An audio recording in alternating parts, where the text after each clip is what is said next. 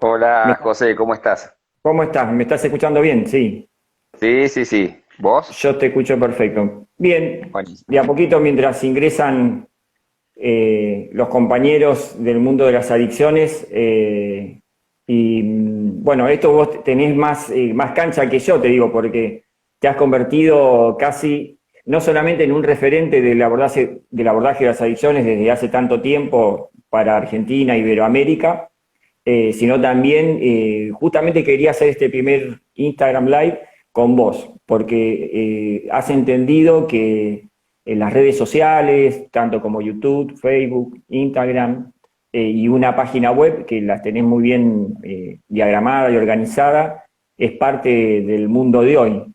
Bueno, entonces quería felicitarte Seguro. por eso y hacerlo en conjunto con esto, ¿no? Bueno, muchas gracias. Seguro. Lo que pasa es que también me parece la situación de pandemia nos empujó a Mm. la virtualidad, ¿no? Siempre tuve Claro. simpatía por la virtualidad, pero la situación del aislamiento y la dificultad para el encuentro personal creo que llevó a jerarquizar eso y bien o mal traté de ir metiéndome poco a poco en ese campo y la verdad que recibiendo muy buenas devoluciones del otro lado.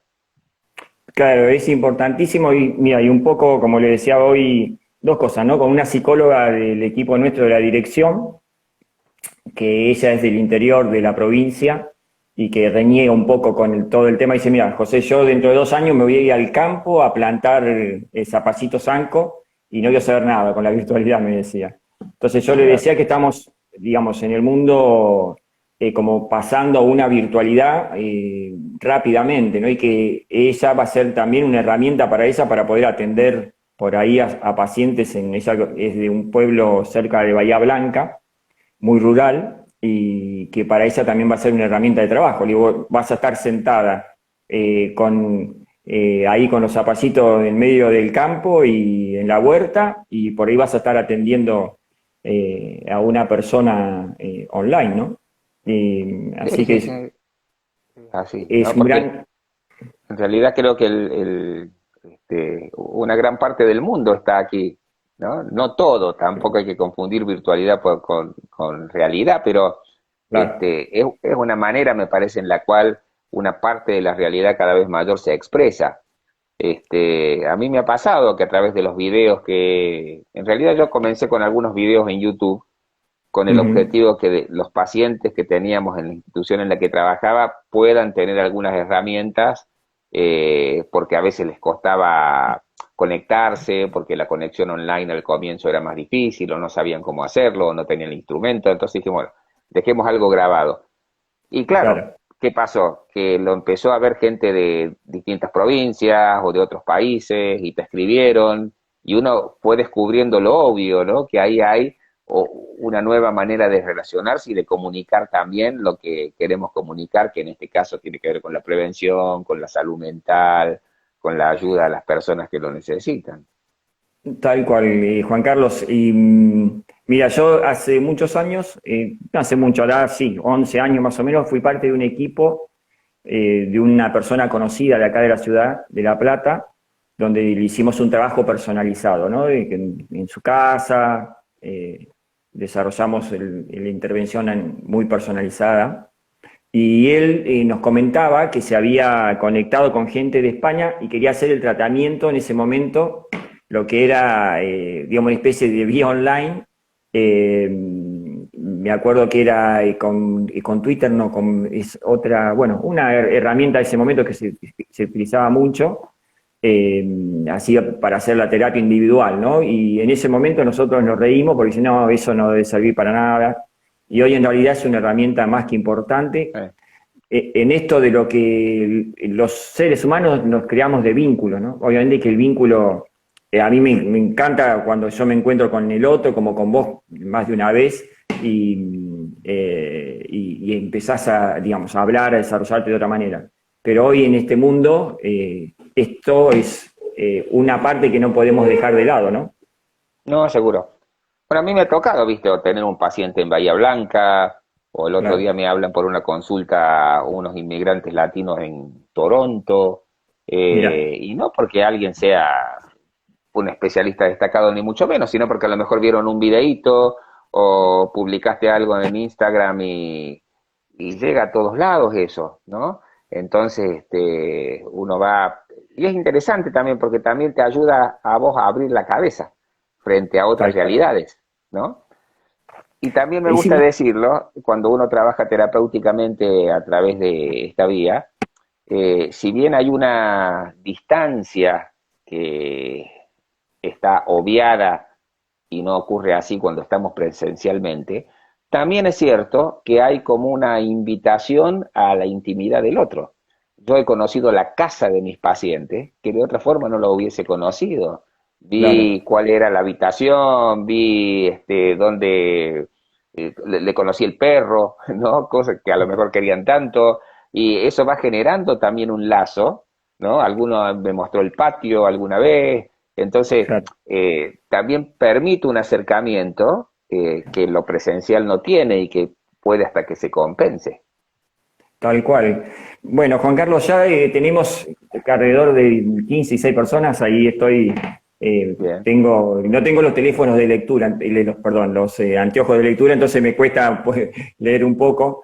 Darles la bienvenida de a poco, esto es un Instagram específico que va a ser y en todo en lo que es intervención de adicciones. Presentar a Juan Carlos Mancilla, licenciado en psicología, magíster en adicciones, un hombre que formó la Universidad Nacional de Córdoba, ¿no? La universidad pública, que eso también muchas veces por ahí nosotros en Argentina somos privilegiados a tener no solamente la Universidad de Córdoba, sino la de La Plata, la UBA en Capital, en diferentes provincias y donde forma excelentes profesionales en todos los ámbitos, ¿no? Entonces eso también yo te lo quería reivindicar. Y también un gracias. hombre que ha fundado, que provenís de las ONG, ¿no, Juan Carlos? Porque has fundado Programa Sí, Cambio, has estado claro, dentro de Fonga, ahora exactamente. estás con Di Sí, ¿no? Está nuevo, nuevo no tanto, hace unos cuantos años también que lo venís desarrollando. Sí, lo tenía en Y, un momento, después lo suspendí por mi trabajo en Cedronar, después volví de claro, nuevo es un programa que llevo de manera particular en mi consultorio y en alguna institución donde suelo realizar internaciones cuando hace falta. Y también en el tema claro. formación y capacitación, allí estoy trabajando mucho. Tal cual. Y bueno, antes de llegar a Cedronar, tuviste un paso más importante llevando las políticas públicas de Córdoba, ¿no? También como Claro, secretario de estuve a Adicción. cargo de la Secretaría de Adicciones de Córdoba. Ujú. Y ahora estoy trabajando también en alguna colaboración con la CICAD de la OEA, en todo lo Claro. que es, hemos estado escribiendo y elaborando un texto sobre políticas locales sobre drogas, políticas municipales, ¿no? Que se está Ujú. trabajando junto con la CICAD de una manera interesante. La CICAD es un órgano de la OEA que trabaja a nivel de toda América, digamos, ¿no? Te digo para que el que no lo sepa, yo sé que vos estás bien Que al no tanto. sepan. Exactamente. Exactamente. Entonces, a mí me ha gustado mucho y un poco por la trayectoria en la política pública, me he adentrado en lo que es las estrategias de políticas municipales sobre drogas. Tal cual. Juan Carlos, mira, antes, por ahí si hay nuevos de los que están conectados para hacernos preguntas, en el celular, abajo en la derecha, hay un redondelito con un signo de pregunta que si apretan ahí, pueden hacernos una pregunta mientras estamos hablando, yo le voy a dar lectura y así Dale, podemos contestar si tienen ganas. sí, vos Pero empecemos, dale lectura porque como tengo una camisa blanca me doy cuenta que no puedo leer las letras. no hay problema. Claro, se me confunde. Eh, Sí. ¿Qué te iba a decir, Juan Carlos? Empecemos con algunas preguntas. Yo me hice ahí algún machete para no olvidarme de lo que quería preguntar. Pero bueno, uno específicamente, yo siempre te he molestado, bueno, soy operador socioterapéutico formado en Fonga, y obviamente que casi siempre es de lectura obligada algún texto tuyo. Y a mí siempre me quedó, hace muchísimos años, el primer texto que leí sobre el rol del operador, que la verdad a mí me ayudó mucho. Y, y esto, a ver, ¿qué ves digamos, de aquel operador que de hace 20, 25 años atrás al operador de estos tiempos? ¿Qué Bien, ves vos que, digamos, de diferencia y cuál debería ser su accionar? claro. Bien, para los que están escuchando también o vean la grabación, estos textos están en la página web que tengo, que es www.juancarlosmancilla.com. Ahí hay Exacto. una sección que se llama Biblioteca Virtual y ahí están todos los textos que escribí o de los que participé. Y Así como vos es. decís, José, hay un viejo texto, un apunte que es sobre el tema el operador socioterapéutico. Ujú. Creo que es un rol importantísimo, lo sigue siendo, aunque obviamente se tiene que adaptar a las nuevas épocas. ¿Por qué digo esto? Porque el usuario de drogas, el consumidor de drogas, el adicto a drogas con el que trabajábamos hace 20 años o más, que es cuando yo escribí ese texto, no es Ujú. el mismo que viene hoy a una institución o no es el mismo que encontramos hoy a la comunidad donde vamos, porque quizás esa es una de las diferencias más grandes que tiene aquella época con esta. Sigue habiendo una oferta de instituciones a las cuales los usuarios de drogas, los consumidores vienen o son traídos por algún familiar o de otra forma a pedir ayuda. Eh, con el paso del tiempo fue cobrando como mucha más, digamos, protagonismo una palabrita nueva que se llama el territorio, ¿no? Claro. Anteriormente no era común que se salga al territorio. Eso eran algún tipo, te diría, de experiencias un poquito excepcionales, ¿no? Sino más que todo que eran instituciones a donde la gente debía venir. Programa Cambio, programa Andrés, programa ILEM, todos los programas eran eso, ¿no?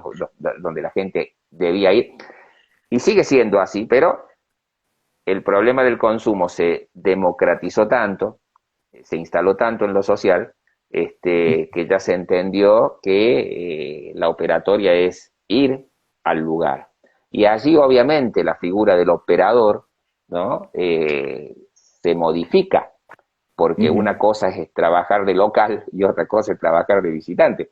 O salvo que el operador sea alguien capacitado en el mismo lugar. Entonces, estar en el territorio, conocerlo, integrarse a él, recorrerlo, implica una técnica y una operatoria distinta a aquel que trabaja en una institución cerrada, ¿no? Con las puertas abiertas, pero si se quiere, a donde, como digo, la persona tiene que ir, cuando uno está ahí, tiene que trabajar de manera distinta, ¿no? Entonces me parece que eso es uno de los elementos claves en la distinción de aquel operador de este nuevo, que sigue teniendo lo anterior, pero se ha ampliado a nuevas estrategias, sobre todo de intervención social. Claro, con lo comunitario, ¿no? Es hoy también la clave, que me parece que no es solamente del operador, ¿no? Porque Sí, esto por ahí, los curas villeros, es como que marcaron un paradigma, ¿no? Porque uno veía por ahí que los curas villeros en sus lugares, trabajando ahí en el territorio, por ahí cerca de donde estaban ellos, había una salita o algo específico de adicciones en sí, por ahí en la provincia de Buenos Aires, pero la iglesia o el lugar donde se desarrollaba o se desarrolla el cura estaba lleno y el lugar específico de adicciones vacío. ¿No? Esto claro. queda por ahí, porque el equipo profesional, acostumbrado a estar puertas adentro y no compartir, como por ahí el cura villero lo hace en vivir con ellos, compartir, digamos, el día a día.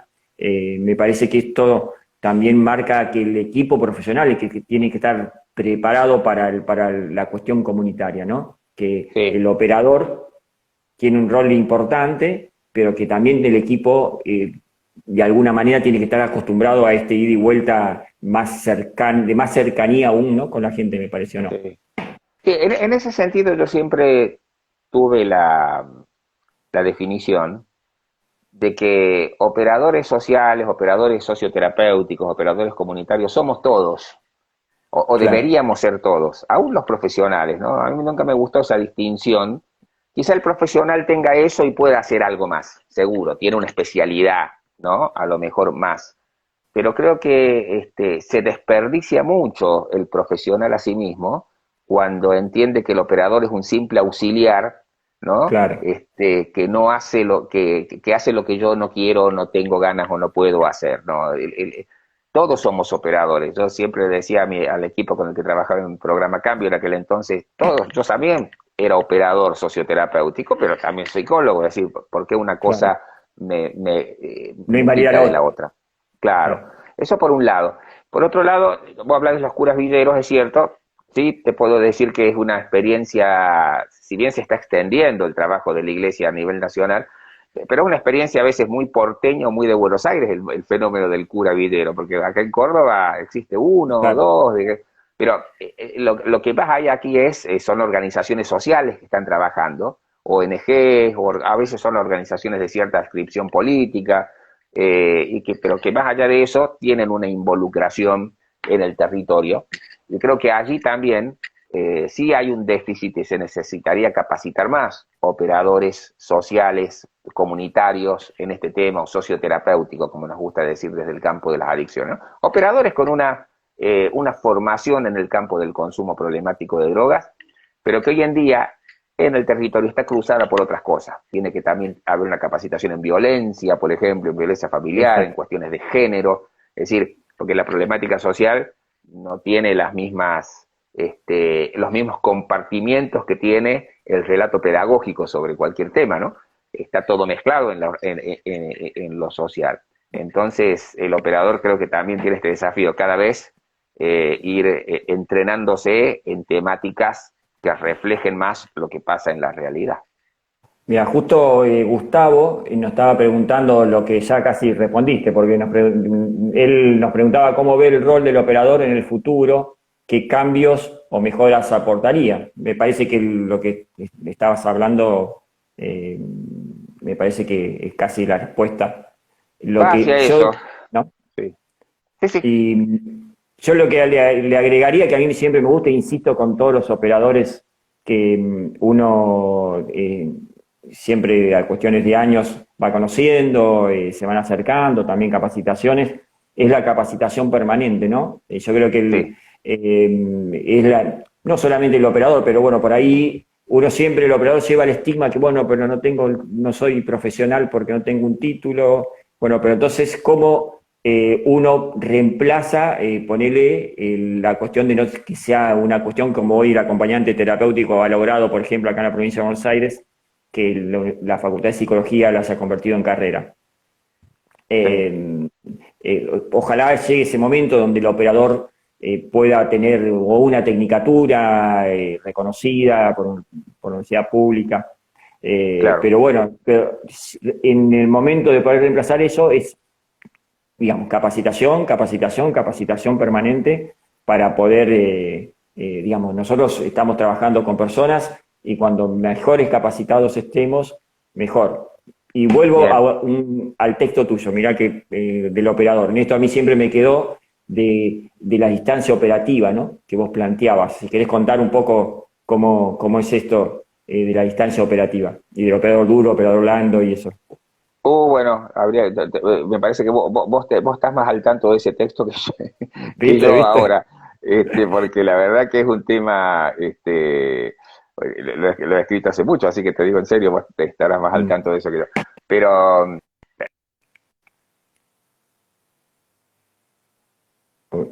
Bueno, tenemos algún problemita de internet. Hemos perdido a Juan Carlos, me parece.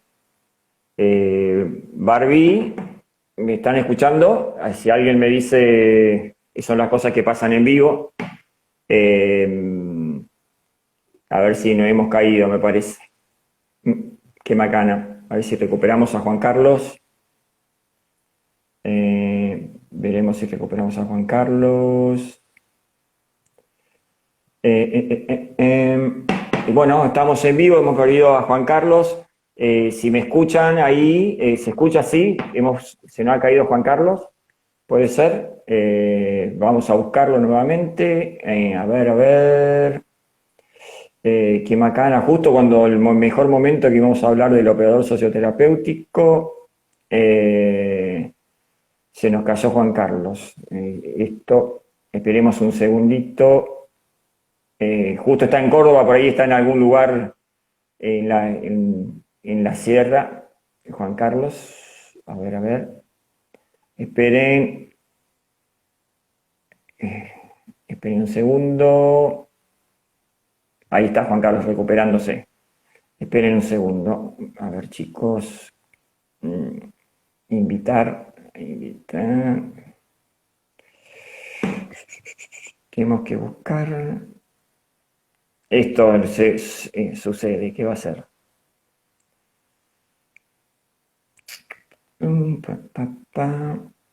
Buscar. Juan Carlos, Juan en línea. Juan. Ahí está. A ver, Juan Carlos. Ahí le volvemos a invitar a Juan Carlos. Ahí volvemos. Aquí estamos. Bueno, son las cuestiones que pasan, Juan Carlos, de la conexión, Sí. ¿no? De que la por ahí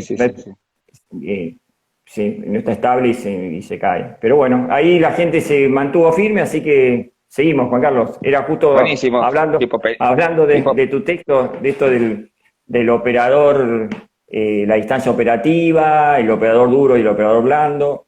Yo, Claro. para hacerte una anécdota, ¿no? Me acuerdo que por ahí hace muchísimos años en la comunidad terapéutica estaba esto del confronto duro del operador hacia el usuario, y hoy me parece que eso era como una posición de poder que ya no se debe utilizar más, ¿no? Me parece, por Sí, ejemplo. bueno, claro.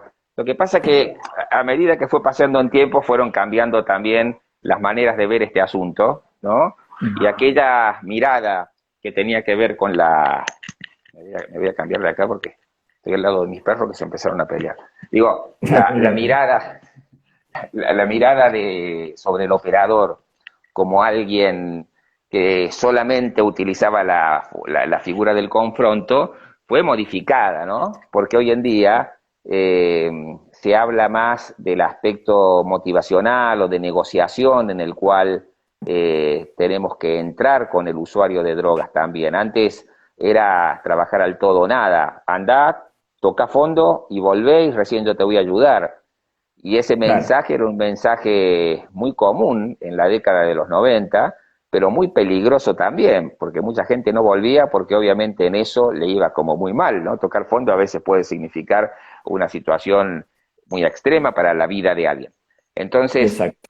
hoy se trabaja más tratando de escuchar la demanda y conocer específicamente qué cambio quiere hacer la persona y qué no. Yo tengo pacientes, tengo personas, usuarios de drogas en tratamiento, que vienen por el tema del consumo y plantean querer bajar los niveles de consumo. Yo le puedo devolver la idea de que creo que eso, en mi experiencia, tiende a ser imposible porque la abstinencia es lo que tienen que lograr para no entrar en un vaivén. Pero muchas veces quieren solamente eso y yo, en términos terapéuticos digo, negocio, acuerdo con ellos algunos objetivos que yo llamo objetivos penúltimos. Bueno, veamos si esto lo podés lograr y vayamos trabajando en ello para problematizar luego el consumo en general, o personas que, por ejemplo, no quieren incluir a la familia en el tratamiento. Yo antes era, me acuerdo cuando empezamos la década del 90, si no incluís a la familia en tratamiento, no te podemos ayudar, ¿no? Solamente Claro. trabajamos con adictos a drogas que vienen con su familia. Y hoy en día eso no sería una mala intervención, ¿no? Es decir, vamos a ir Completamente. trabajando, ampliando poco a poco el, el sistema relacional en el cual se encuentra la persona, para ver qué podemos lograr, pero me parece que hemos entrado en una fase donde respetamos más la visión de la persona que está pidiendo ayuda y no entendemos cada uno de sus reclamos o de sus propuestas como una manipulación. Me quiere manipular, ¿no? Como lo hacíamos antes. Quiere que Claro. yo termine pensando como él. en ese sentido, sé que algunos pueden pensar distinto a mí, pero hemos ido avanzando, no en ser blandos en el sentido de tolerantes con el daño que el otro se hace a sí mismo con el consumo, sino más blandos en relación de las exigencias en cuanto al tiempo, ¿no? No queremos, o sea, la persona llega en un momento donde está dispuesto a ciertos cambios. ¿Qué vamos a hacer?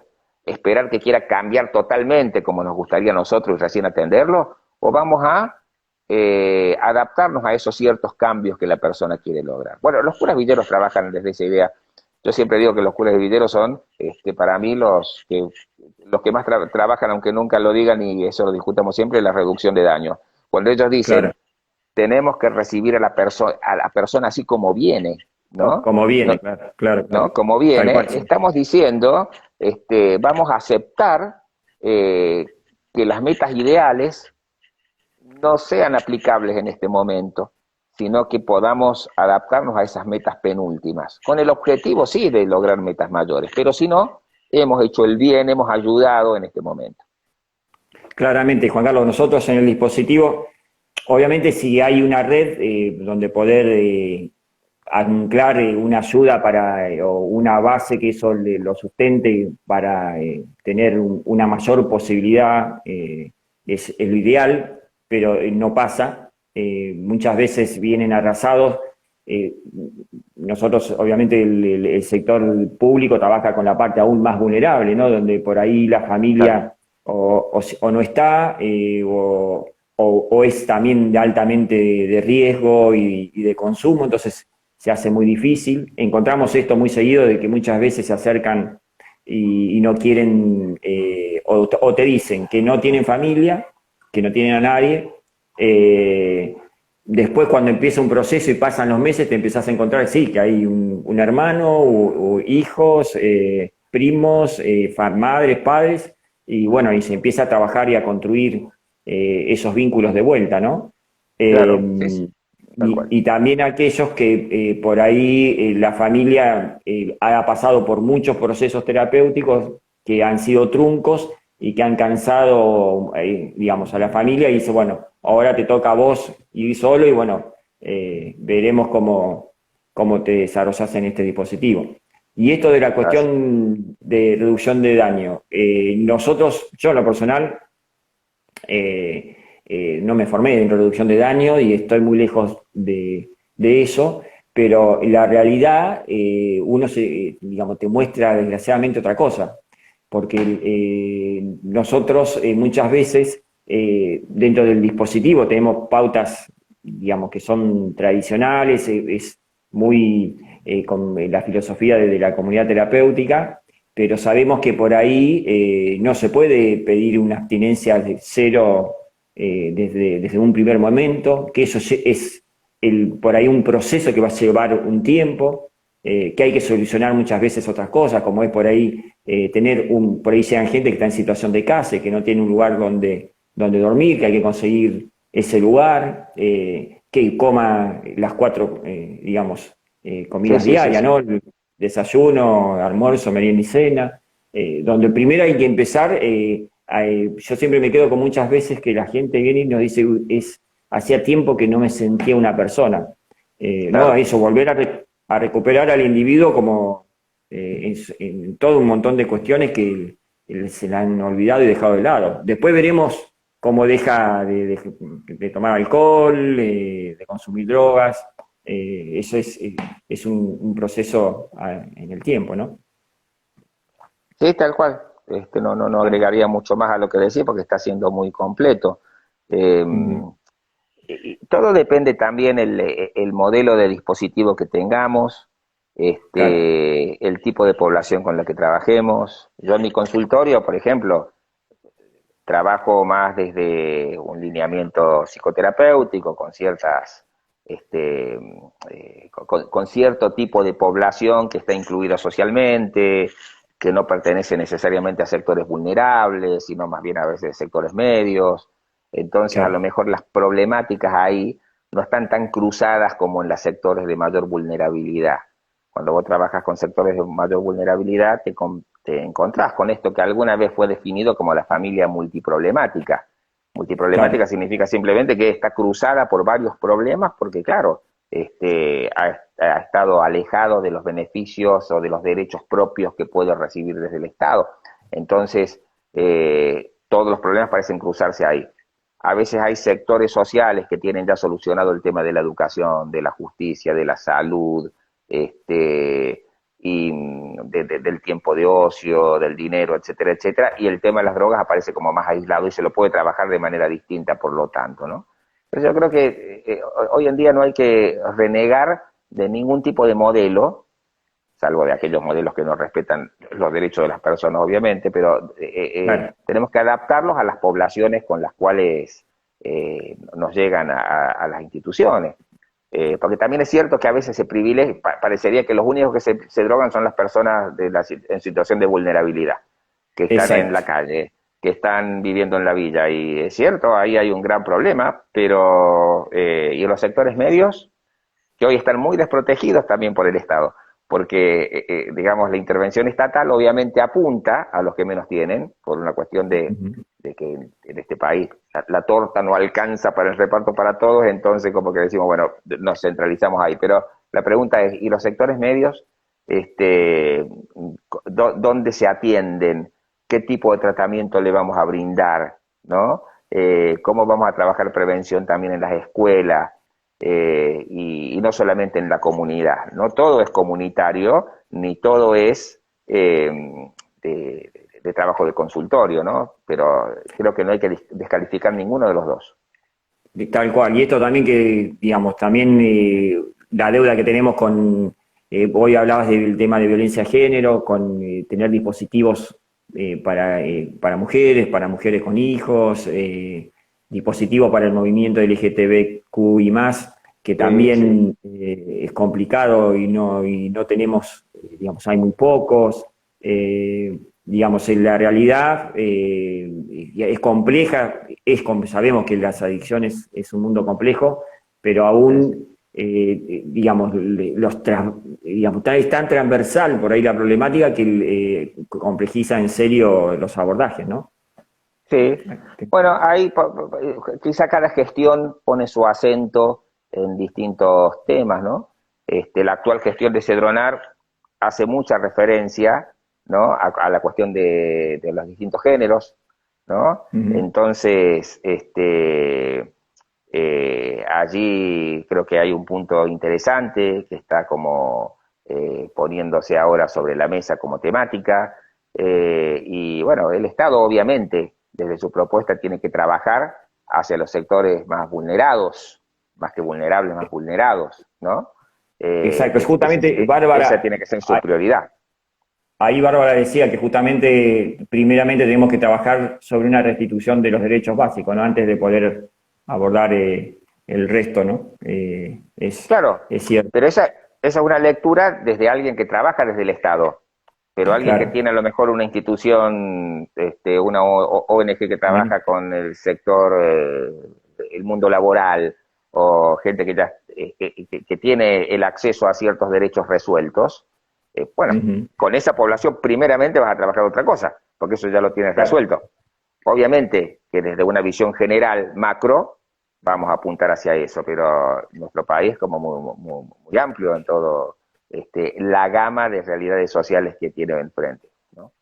Juan Carlos, ahí, bueno, como vos decías, en tu red, en tu página web, en juancarlosmancilla.com, de paso hacemos el chivo a lo Bien, Olmedo, para aquellos que tenemos nuestra edad, nos acordamos de Alberto Olmedo.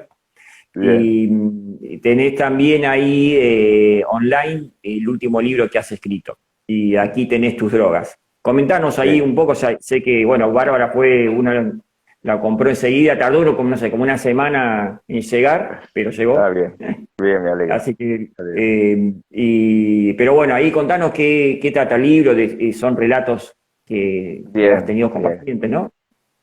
Mira, ese es un libro que la verdad me gustó mucho escribir. Yo he participado en algunos capítulos como coautor de algunos otros textos, o cuando estuve en el gobierno también, junto con el equipo, hemos trabajado en material que sea de prevención o de investigación. o textos de historia de las drogas, bla, bla, bla. Pero me Ujú. gustó mucho escribirlo, fue satisfactorio para mí porque tenía más que ver con transmitir la experiencia en el campo de las adicciones a partir del pretexto de contar distintos momentos del tratamiento con personas que a mí me marcan Bueno, nos volvimos. historias que nos marcan, ¿no? ¿Se ve? Ajá. ¿Se escucha? Sí, ¿no? Sí, sí, sí, se Eh, cortó 2 segundos, Juan Carlos. sí, porque no sé qué apreté acá.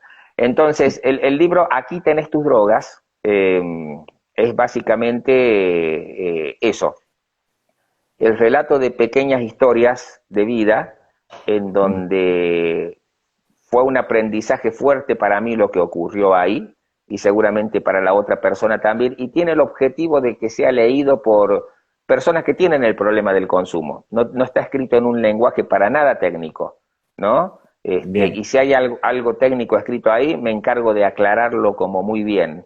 Pero son como pequeños cuentos, ¿no? Aquí tenés tus drogas, es uno de esos cuentos o de esas historias o de esos relatos sucedido en un ambiente carcelario en alguna vez, donde a un muchacho que luego termina trabajando en comunidades terapéuticas, una persona muy querida para mí, bueno, él estaba, lo cuento rápidamente, estaba siendo entrevistado por mí, por otra persona que era una trabajadora social, y él estaba diciendo que no consumía, que la madre que me había contactado a mí anteriormente estaba como exagerando con esto, y cuando estaba diciendo eso se le cae del brazo, de un huequito que tenía en la campera, un manojito con drogas, ¿no? Entonces me acuerdo que yo me paro, las piso, entonces, y él se va. Y ahí se las muestro a la trabajadora social y me dice, no estaba mintiendo, así, estaba con su... Entonces, ¿y qué hacemos ahora? Y era todo un tema porque si se lo denunciaba, que hubiese sido lo claro, correcto legalmente, digamos, según las normas ujú, del servicio penitenciario, hubiese tenido un problema un bárbaro y cómo hacíamos para que vuelva a confiar en nosotros. Entonces la claro, estrategia ahí, que fue una estrategia terapéutica muy arriesgada, yo le dije a la terapeuta, devolver el paquetito y decirle que se le cayó cuando nos estaba diciendo que no consumía, como una provocación hacia él. Entonces se le claro, devolvió el claro. paquetito. Y entonces, al devolvérselo, dice, aquí tenés tus drogas, por eso el libro se llama así.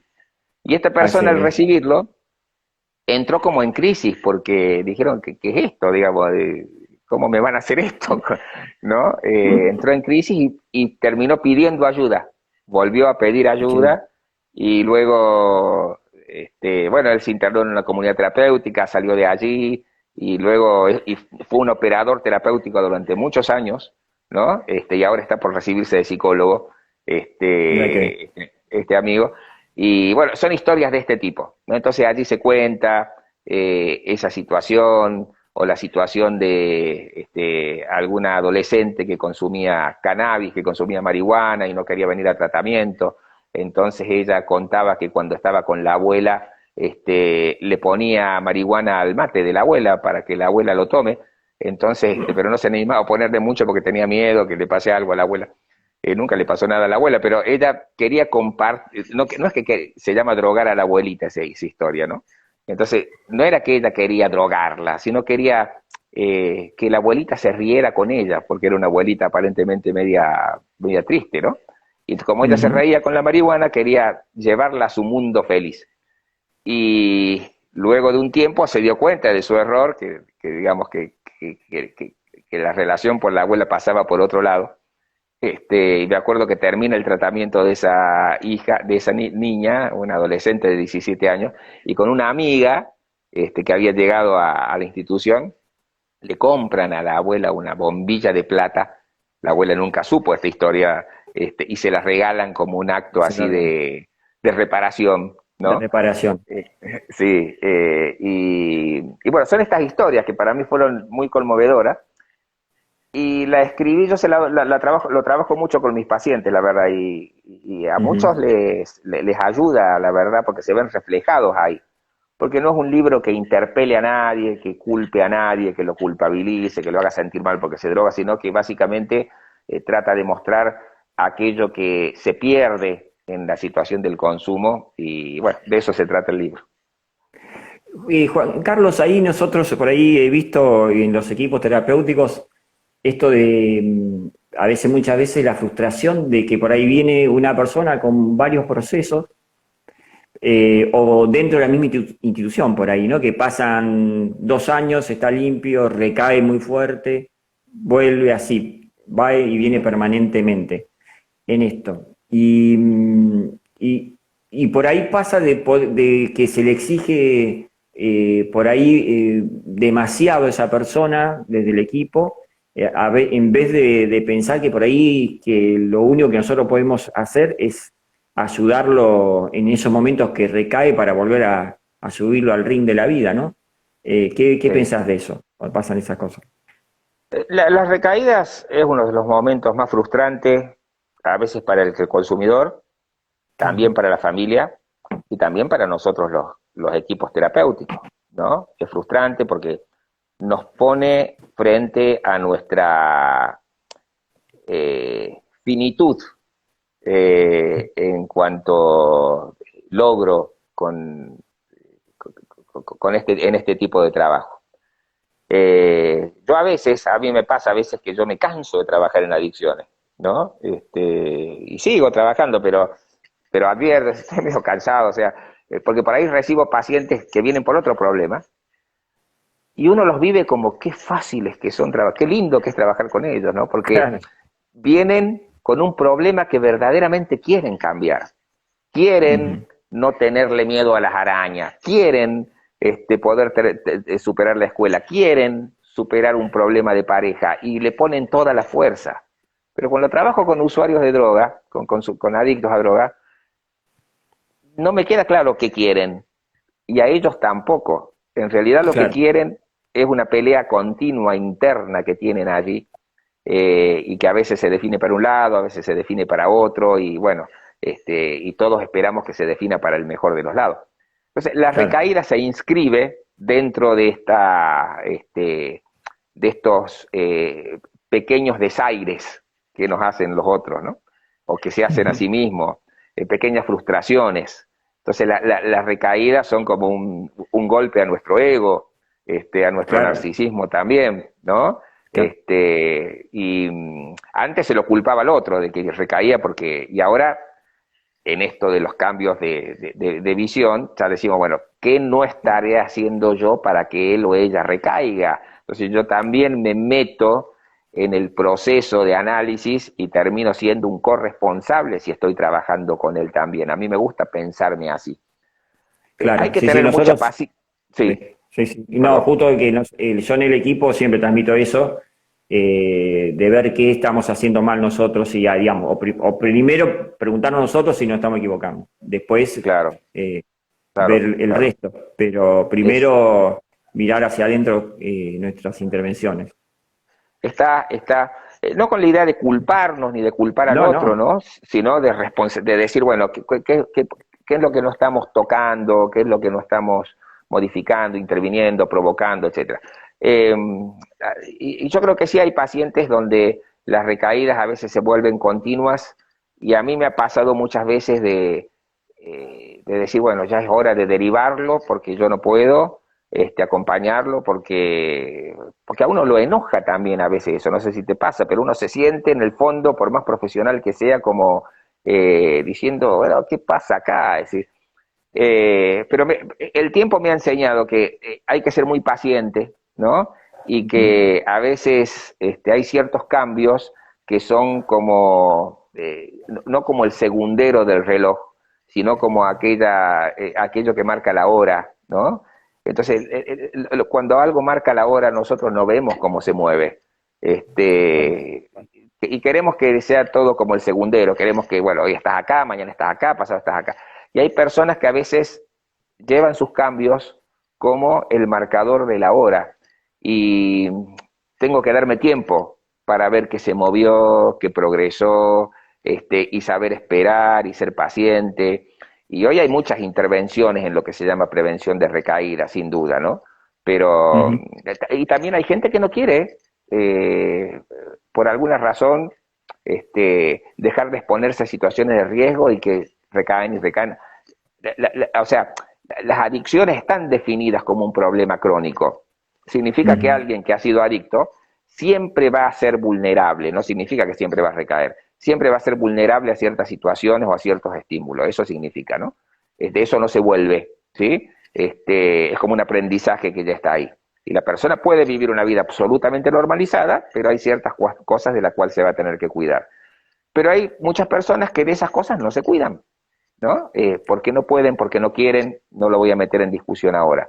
¿Qué hacemos con Ujú. ellos? Y los vamos a acompañar también. Ahí entra esta visión de lo que llamamos reducción de daño, ¿no? Es decir, que Ujú. estoy seguro que vos también lo hacés, no la abandonamos a la persona, es decir, no le decimos, ya anda, toca fondo y volver, porque a lo mejor se muere en el camino. Tal cual. Pero la vamos acompañando desde el optimismo de que puede mejorar. O sea, los que trabajamos en Ujú. esto tenemos que ser personas que aceptemos la frustración y que tengamos una especie de optimismo irracional, te diría, ¿no? Frente a la Sí. posibilidad de cambio del otro. Claro, yo aparte, digamos, esta maravilla que somos los seres humanos, ¿no? Porque muchas veces ves a personas que vienen, como decís, un relojito en el tratamiento, o ha hecho y que uno le hace ruido, que dice, bueno, muy, muy perfecto. Y vos Claro. decís, uy, este es un caño, es un cachivache, ¿no? Y transforman completamente su vida y de la noche a la mañana y pasan los años y sostienen y que vos decís, mirá, este pibe que no le dabas 2 pesos y con vidas por ahí terribles y que han logrado cosas importantísimas. Yo conozco chicos Sí. de las villas, un ejemplo de la Zabaleta, que haciendo teatro y que sin haber en su momento leer, en contexto de Shakespeare, yendo a la universidad, la transformación cuando una persona se quiere transformar es maravillosa, ¿no? Bueno, Eso a mí siempre me sorprende. en el libro Aquí tenés tus drogas, yo tengo una historia que se llama Pronósticos. Y Ajá. juego con el concepto de pronóstico del tiempo. Viste que el pronóstico del tiempo siempre te dice, mañana va a ser calor, salga usted con una remera y resulta que hay un frío, llueve, y el pronóstico, viste, como que tiene fama de que no aciertan. Entonces, Tal cual. nosotros los que trabajamos en salud mental, a veces en una historia clínica clásica sale un ítem que dice pronóstico, como diciendo, decime qué va a pasar después. Y yo creo que eso es algo, la, la psicología por lo menos es una ciencia postdictiva, te puede explicar por qué pasaron las cosas, pero nunca va a ser predictiva que te pueda asegurar qué va a pasar después con la conducta de alguien. Y esta tenía que ver con una vez salgo yo a caminar con mi hija por el barrio donde vivía cuando ella era chiquita, porque ella tiene 27 años, Emilia.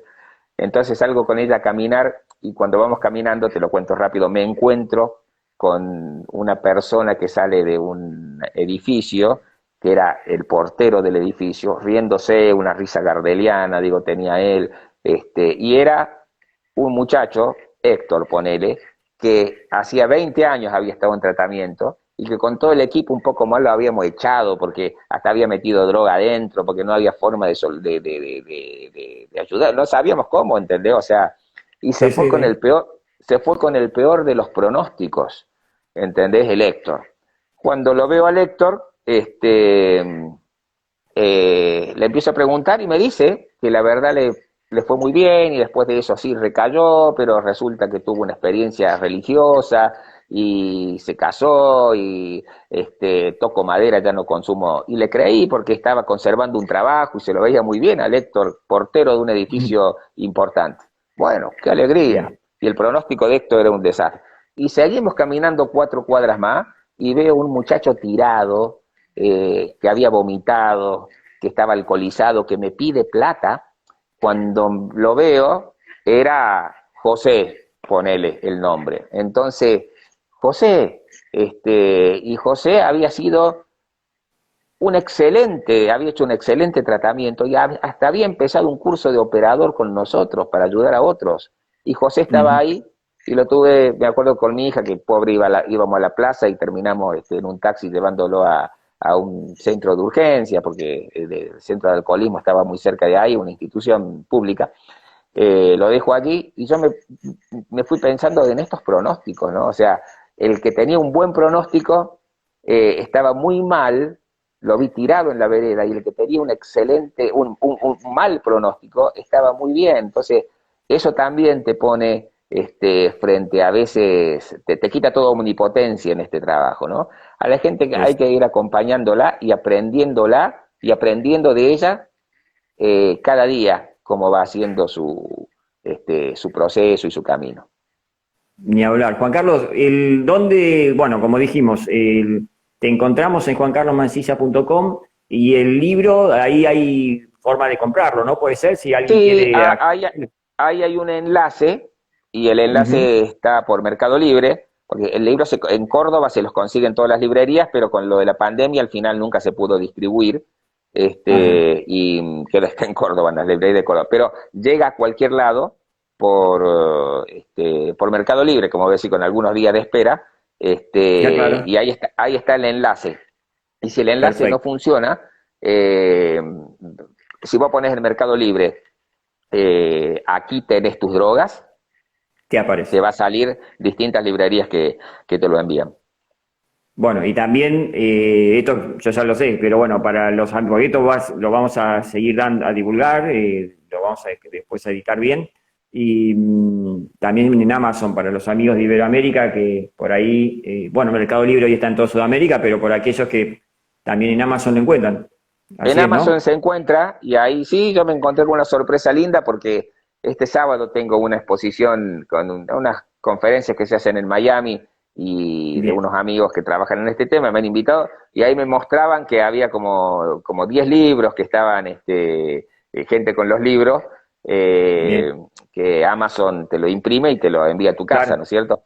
Así exacto, que exacto. sí, sí, se lo puede conseguir por cualquiera de esos medios. Buenísimo. Juan Carlos, para ir cerrando, y no hemos hablado en sí de políticas públicas. Sí, ¿Cómo crees que tienen que desarrollarse las políticas públicas en nuestro país, ¿no? Fundamentalmente. sí. A mí me gusta decir un poco en broma y un poco en serio, Mm, que el problema de las políticas públicas, lo bueno de las políticas públicas es que son públicas, lo malo es que son políticas, ¿no? A veces en el peor sentido de la palabra, en el sentido a veces partidario de la palabra, ¿no? claro. Creo que las políticas públicas sobre el consumo de droga, creo que Argentina ha evolucionado en este tema, más allá de las críticas que se pueden hacer a cada gestión. No hay más fácil que criticar una política pública de droga. ¿Por qué? Porque ninguna pública de droga, de ninguna gestión y en ningún lugar del mundo, cubre todo lo que tiene que cubrir. Es tan amplio el problema de las drogas, tan inabarcable, Ujú. que como me decía un amigo colombiano una vez que dirigía un centro de política pública, decía, yo cada mañana que me levanto elijo qué problema quiero tener hoy, ¿no? Es decir, porque sé que si hago una cosa, hay otra que no voy a estar haciendo y eso se me va a generar como problema. Entonces, creo que soy muy criterioso. A mí no me gusta criticar las políticas públicas porque, como te digo, es lo más fácil que hay, es lo más barato que hay criticar una política pública. Pero sí creo que tienen que ser amplias, como decimos siempre, universales, hacer poco desde lo público en los más vulnerables, pero no olvidarse también que de la política pública se puede garantizar que, qué sé yo, que las obras sociales o todos los sistemas de salud, pagos, puedan brindar un buen servicio y a veces no se hagan los que miran para otro lado cuando tienen que cubrir algún tipo de tratamiento, ¿no? Creo que tienen que Ujú. tener distintos niveles de intervención, ¿no? Y generalmente los niveles, o sea, hay un nivel que pasa por lo comunitario, hay un nivel que pasa por la institución que hoy le llamamos de bajo umbral, como estas que hemos hablado, que tienen poca Sí. exigencia, y sobre el cual el Estado está haciendo énfasis, pero también están los tratamientos ambulatorios, las comunidades terapéuticas que a veces vienen siendo medio maltratadas, y eso creo que debería modificarse, ¿no? Argentina tiene esa característica que vos la contás en cualquier lugar del mundo y no entienden lo que pasa aquí. Sí, sí, ¿no? Eh, en todos los aspectos. claro, quizá en algún momento, es cierto, todo era comunidad terapéutica y parecía Claro. que el problema de las drogas lo íbamos a solucionar ahí, con el tiempo nos dimos que eso era también una cosa que no era cierta, ¿no? Ujú. Pero tiene que ser una política de un abanico amplio, por eso creo que se tiene que tener una mirada amplia y no sectorizada. Y por otro lado, creo que tienen que cubrir estas tres grandes patas, que es la prevención, trabajar con aquellos que no consumen para que no consuman o para que si experimentaron no continúen en el consumo, para ellos la prevención. Tenemos que trabajar fuerte en asistencia para que aquellos que necesitan salir del consumo y buscan ayuda encuentren un lugar adecuado donde hacerlo y donde Ujú. puedan aspirar a los mayores objetivos y no a objetivos medios solamente, sino a los mayores objetivos. Y también tenemos que trabajar en reducción de daño para que aquellos que deciden seguir consumiendo drogas, bueno, tengan la posibilidad de hacerse el menor daño posible y el menor daño a otros también, ¿no? Entonces creo que esas tres patas, prevención, asistencia y reducción de daños, tienen que estar presentes y obviamente el tema de la investigación, que a veces el Estado la tiene que hacer, pero eso es más que todo para mí una tarea de las universidades que den al Estado la información, pero bueno, eso es una opinión. Ujú. Pero creo que pasa por ampliar los objetivos en todas estas cuestiones, ¿no? Sí, coincido plenamente, Juan Carlos. Hace unos años, justo creo que en Córdoba fue, y que creo que fue Proyecto Uno que lo había organizado con Felisa Pérez Antón, la Ujú. española, Sí, y creo que era Fabián Chioso la otra mesa, hablando de reducción de daños y no reducción de daños, ¿no? Y la española, esto decía que no entendía cómo no se podía, digamos, acá en Argentina tenemos esto de River Boca como en todos lados, ¿no? Y sí, que no sí, entendía cómo reducción de daños no podía insertar, digamos, como en esto, ¿no? De que es como la grieta de la política acá, digamos, que no, cómo se podía trabajar en conjunto, ¿no? No que uno era mejor que el otro y el otro no tenía que existir, que en esto de claro. que hay una política en conjunto donde podamos darle lo mejor para la persona que lo necesita, ¿no? Yo en eso Sí, coincido plenamente, sí. ¿no? Creo que tenemos que ser más pragmáticos Mm. y menos ideologizados en estos Claro, temas, ¿no? sí, Pero sí, tal sí, cual. este pensamiento onda grieta siempre ha estado también, ¿viste? Los ex y los profesionales, los Claro, legalizadores y los prohibicionistas, claro. los que trabajan con internación y los que trabajan con ambulatorio, los de reducción de daños y los de no... Y en realidad, ¿por qué no pensar que todo tiene un lugar en el rompecabezas del problema, ¿no? Salvo aquella intervención que, como te digo, vulnere derechos o no respete a la persona, sí, esa la vamos a dejar fuera, pero todo lo otro es lícito y tenemos que ver dónde encaja. Exacto. Bueno, Juan Carlos, la verdad, brillante. Siempre es un gusto poder escucharte, poder aprender de vos. Siempre estoy atento a lo que haces. Me gusta mucho, uno te tiene como referente y eso es bueno. A mí siempre Bárbara se enoja porque yo a la gente que yo tomo como referentes, a mí me gusta siempre poder decírselo y bueno, esto es una de las personas que yo admiro y que siempre trato de ver qué hace y tratar de... Yo siempre digo que hay que copiar lo mejor de cada persona y poder a uno darle lo que también aprende en el camino, ¿no? Y así que Así bueno, es. te agradezco mucho. Bienvenido en esto, digamos, me estás ganando de mano porque ya sos un hombre de las redes y estás divulgando todo tu expertise en adicciones que sirve y mucho, aunque no sé si lo sabrás, pero la verdad que estás dando mucho de vos para gente que por ahí se encuentra con tu saber.